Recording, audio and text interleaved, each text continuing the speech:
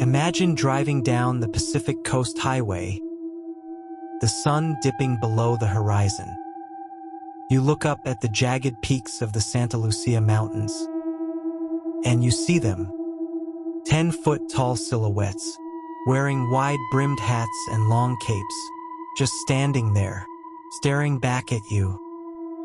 You blink, you look closer, you take a step toward them, and they vanish into thin air. You didn't just see a shadow, you just met the Dark Watchers, and they've been waiting for you. Welcome back to the channel. Today, we are deep diving into one of the most unsettling, enduring urban legends in the United States.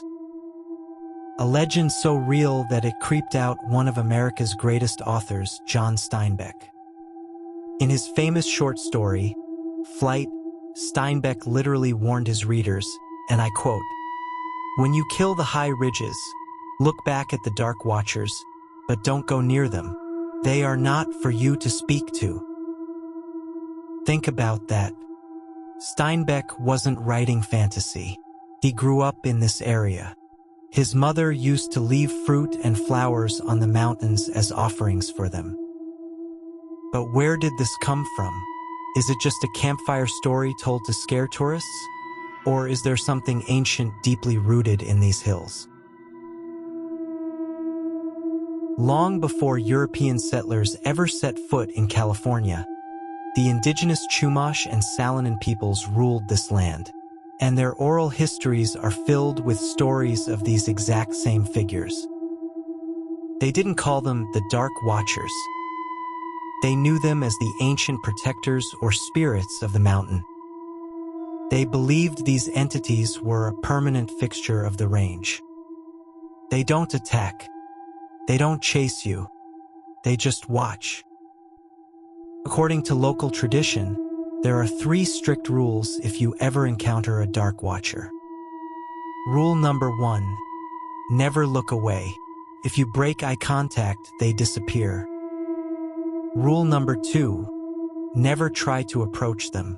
If you walk toward them, they vanish into the fog. And rule number 3, never, ever speak to them. No one knows what happens if you do, because no one who tried has lived to tell the tale. Now, you guys know me. I love a good ghost story, but we have to look at the science. What do skeptics say is actually happening in Big Sur? Scientists point to a bizarre atmospheric phenomenon known as the Brocken specter. Here's how it works. When the sun is at a very specific angle behind a climber, and there's a dense bank of fog or mist in front of them, the sun projects the climber's own shadow onto the mist. Because of an optical illusion, the shadow looks massive miles away and appears to be wearing a hat or cloak due to distortion. Case closed, right? It's just hikers looking at their own distorted shadows. But wait, there's a massive plot hole in this theory. If the Dark Watchers are just Brocken specters, why have lone hikers who were completely alone with no sun behind them in total twilight seen multiple figures standing together? Why did the Chumash see them centuries before hikers wore modern gear that could distort into capes and hats? Science can explain a shadow. It can't explain the feeling of pure, primal dread that hits your stomach when you realize you're being hunted by eyes you can't see. Next time you're driving through Big Sur at sunset, look up at the ridges. But remember Steinbeck's warning. Don't wave. Don't call out. Just keep driving. Before you go, hit that subscribe button, smash the like button if you got chills, and drop a comment below. Do you think they are spirits or just science?